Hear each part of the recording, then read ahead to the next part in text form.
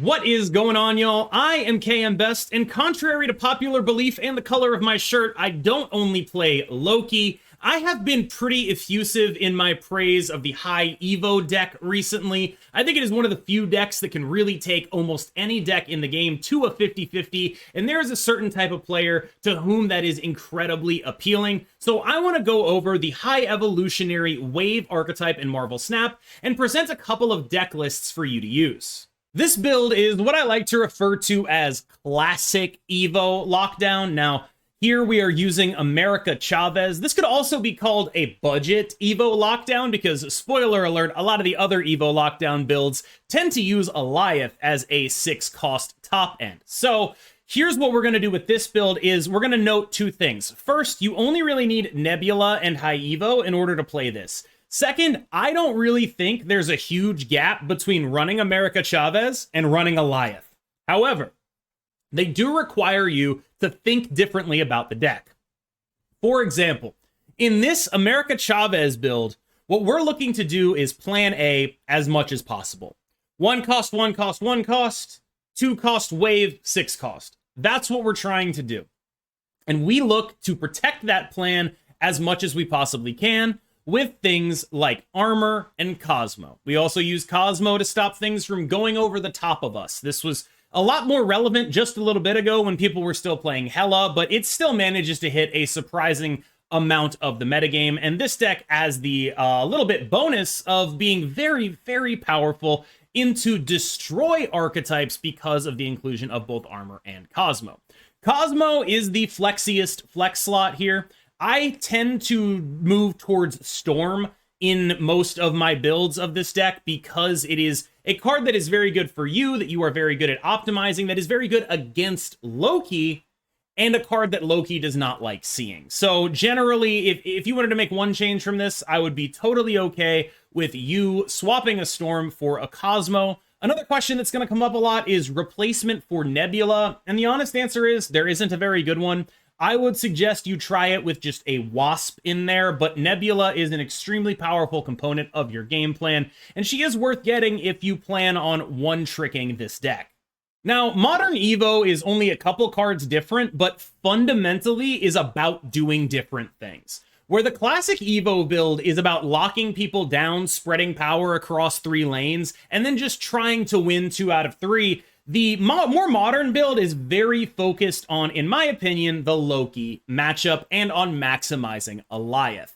So the way to do this is with Storm, which is a card that is extremely powerful into Loki. You basically just wait to see, oh, they put Collector over here, I'm going to put Storm somewhere else. You dump a scaling 1-cost card on there or a Cyclops on there, and you're usually good to go from there, especially because you have Dr. Doom on the back end if you need it. But you don't want to need it. What you want to do then is just get priority. You should have it just off having that Storm Lane 1. You should at least be in competition for it. And if you can get priority and get another lane to a point where you can Alioth it, that's what this build is about. Now, it is only a few cards different, but it is notable, right? Not running America Chavez makes our wave a lot less reliable. 3 6-drops even means sometimes we're going to wave on 4 into 6, right?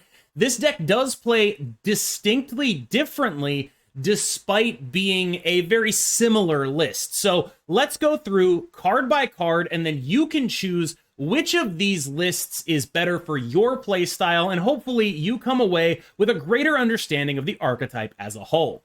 Sunspot is probably the card I want to see in my opening hand the most when playing this deck. I'm not saying he's a snap on his own. He's not. You need to see what your opponent is doing first. But on his own, Sunspot is one of my favorite cards to see. Most of the time, I am playing him on 1 under the assumption that it is very possible for me to draw a second 1-cost card.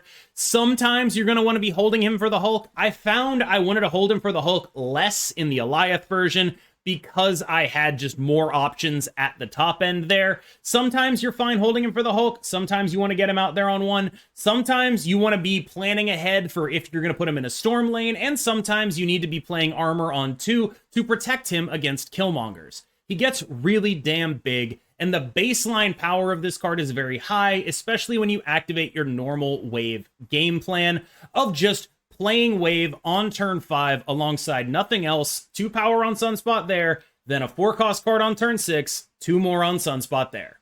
Nebula is not as good at Sunspot, but it's a card that dictates how your opponent plays a decent amount, and if you can leverage that in terms of forcing your opponent to play in a certain lane and then playing for priority in other lanes, that's actually a really advanced thing that you can do with this card, because you can say, all right, they're always going to play in the Nebula lane. That means if I go into lane B and lane C, I can take priority, and if that ends up mattering, say you need to Cosmo something, that can be a really important thing to do. Nebula is, I think, a very, very strong card. Generally, I would say she's worth what she costs, but there are cards that are worth more than her that are a higher priority for you to pick up overall, I would say. But this is a very strong list, and if you're just Nebula away from it, I won't say it's a bad idea. Misty Knight, and here we are showing the high evolutionary version of her because that's what you're playing, is the worst of your 3/1 cost cards, but she's still pretty strong, and she allows you to extract maximum value from just floating 1, where Sunspot wants you to float more than 1. Misty Knight, if you're only floating 1, is just as good as Sunspot in a lot of cases, and is a unique out in certain scenarios where you can use Misty Knight's ability to get power onto, say, a Jeff that then goes into a closed off location. Armor is almost a pure flex slot here. I actually like it a little bit less in the Alioth version because it's a place where they can safely play a unit and not get it Alioth, but I do think it's a reasonable and good card. And you do kind of want to not get Killmongered. So much of your power is wrapped up in these 1-cost cards that, A, when you draw a hand without the 1-cost cards, you start to feel real bad. And B, when you draw a hand with the 1-cost cards and they get Killmongered, you start to feel worse. Jeff's a little bit of a free roll, just going wherever you want. I actually thought about playing Silk in this spot. Someone on ladder that I saw was doing that, where it was just Silk instead of either Armor or Jeff. And I kind of like that because of the way it interacts with your ability. Like, it's almost Jeff, but it's not Jeff. But, like, you can get that 5 power where you want it most of the time, and that might be worth it. That said, I opted for Jeff. It's a safer play. It's just as good as it gets, but you don't actually need him for this. You can play him, but you can run pretty much any card you want in this 2 slot. There's a lot of options that I encourage people to try out. Like, there's just a bunch of stuff you can try, from the Storm that we cut from this list, or the Storm that is in this list, or the Cosmo from the other list, or even a Luke Cage if you're interested in winning mirrors more than you are in trying to beat Loki. There's just a ton of stuff you can run here, and I think that Jeff is just an easy one because he's just quite strong, but like even Lizard would be a pretty reasonable call in a Storm deck. Storm is a card that I absolutely love right now because it's good into Loki, locking down their early options, and it's also good to give to Loki. Now, there are some issues, right? Loki decks tend to have a lot of location control, but at a base, if you can just lock up one Storm lane and then Hulk another lane, that is a plausible game plan into Loki. It's not always going to work. Sometimes it's a 50-50. Sometimes they unlock the Storm lane and it doesn't matter at all. But it is a game plan, and especially if they're Lokiing early, they often tend to lose a lot of the cards that allow them to control locations. So they end up sending those Snow Guard cards, turning them into your cards, right? Their Legion turns into your cards. And they tend to want to Loki on 4 against you because of the threat of Wave, and that makes Storm a lot more of a reasonable call in this list than it otherwise would be if they weren't getting rid of all the cards in their deck when they were doing the thing their deck wants to do. Wave is a phenomenal lockdown tool, but not as good against Loki as you think. This will only beat Loki players who do not know enough to Loki on 4. If they know enough to Loki on 4, you are almost certainly not able to rely on Wave, which is why I like the Storm, because it punishes them a little bit for doing the correct play in the matchup. So you can just have a location locked down and then like Alioth them or Hulk them somewhere else. And that is kind of what you're going to want to try to do against Loki. And make no mistake, you need to have a real plan against that deck or you are going to be in a ton of trouble. High Evolutionary Cyclops is extremely, extremely, extremely powerful. The ability to afflict -2 to a lane just by floating some energy, which is the thing you already want to do. Cyclops is your #1 storm lane winner. Extremely, extremely powerful. Think of him as like big Nebula almost, where like he just scales up and up and up and up and up. He's great in almost every situation unless your opponent is running Luke Cage, in which case, yikes.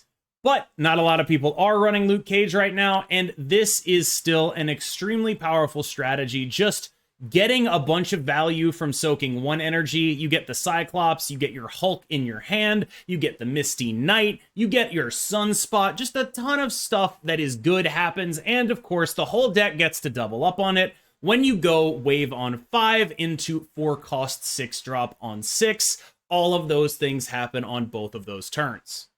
Normally, I would say something pithy like, this is the High Evolutionary deck, don't run it without High Evolutionary, but and while that still remains true, this is the weakest I've felt the Evo package has ever been in its own archetype, right? There have been times where I have been thinking, okay, maybe I can just play my top end of Alioth and Doom in a wave lane control deck that isn't High Evo. And I think before this patch, that would have been an absolutely, you can't think that, it's impossible. But now I'm a little wondering about, like, you know, is Alioth better than Hulk? If I cut Hulk because I like Alioth so much, does that mean I shouldn't be Evo at all? Is Misty Cyclops enough for me to want to run Evo? How much does this card being in my deck hurt me? Like, I'm not saying I would make the choice to make the switch. Obviously I haven't, but I do think it's closer than it has been in a very long time. So let's talk about the elephant in the room, the purple gaseous cloud in the room, Alioth. Now, I do think Alioth is good here. I haven't seen a ton of daylight between running Alioth and running Chavez. When I look at the numbers on the data sites, they seem to be performing pretty similarly. And while Alioth, I think the major upside of Alioth is people might not expect it, right? Alioth's big upside is people might not play around it.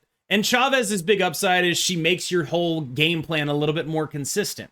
So I think Alioth might be like a bit of a higher variance inclusion here, where Chavez is just a very safe and reasonable card to play. I see no issues with choosing either one, but one of the weird things that I've been trying to think about is like, all right, can I run 4 6-cost cards? Because Chavez is so important to the deck functioning. The more 1-cost cards you have in your hand early, the better, right? And 4 feels like too many 6s to play, but Chavez makes it so much more likely for us to get our 1s, so much more likely for us to get our wave.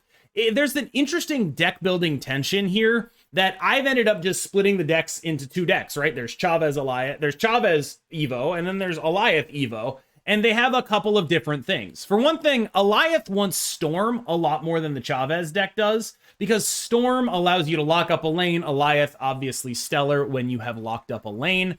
Alioth also wants Armor a lot less than the Chavez deck does for pretty much the same reason, right? Like, yes, it's bad if your stuff gets Killmongered, but also, you know, we're going to want to use Alioth, so we're going to not want to have an Armor sitting around here if we can avoid it. So there are like some interesting changes that happen in the deck between the 2 versions based on whether you're running Alioth or Chavez. I couldn't tell you which one is better right now, though. This is where I will make my pithy comment about how you don't play this deck without Dr. Doom, because you don't play this deck without Dr. Doom. He is the man. He is so cool. High Evo Hulk is usually pretty damn big, but one of the things I've been kicking around is it okay to cut this card? Because Alioth might just be better, and because we don't want to be running so many 6-drops, right? What if we cut Hulk for Chavez? Is that enough of a reason for us to keep running High Evolutionary? I don't really know. I'm really interested in knowing what y'all think about this, because I've been trying variations of this deck to reasonable success, and I can't figure out what the perfect 12 is. I can lay it all out for you so you can experiment. But I'm running up against this block in the 6-drop slot. All right, y'all. I hope you enjoyed this look at High Evolutionary Lockdown.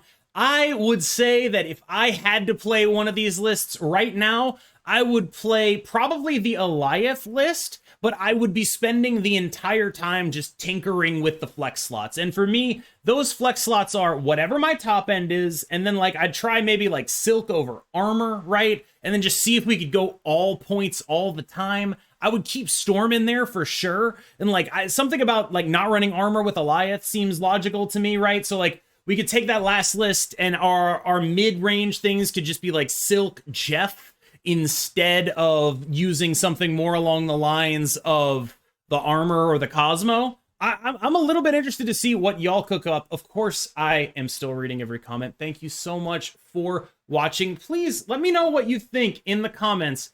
I will see you in the next one. As always, I've been KM Best. You have a good one.